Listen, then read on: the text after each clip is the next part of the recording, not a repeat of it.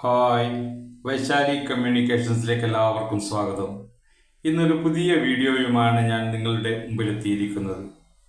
അല്പം ഭാവനയുണ്ടെങ്കിൽ നമ്മുടെ വീട്ടുമുറ്റവും പൂച്ചെടികളെ കൊണ്ടും പച്ചക്കറി ചെടികളെ കൊണ്ടും സൗന്ദര്യവൽക്കരിക്കാമെന്ന് തൻ്റെ പരിശ്രമത്തിലൂടെ തെളിയിച്ചിരിക്കുകയാണ് എടക്കാട് നെല്ലിയാട്ടുപൊയിലിലെ ബിന്ദു മനോജ് കുമാർ.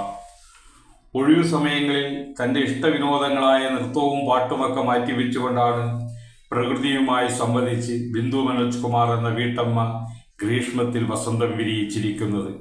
നിങ്ങൾ ഈ വീഡിയോ കാണണം. ഇഷ്ടമായാൽ ലൈക്ക് ചെയ്യുവാനും സബ്സ്ക്രൈബ് ചെയ്യുവാനും മറക്കരുത്. നന്ദി, നമസ്കാരം.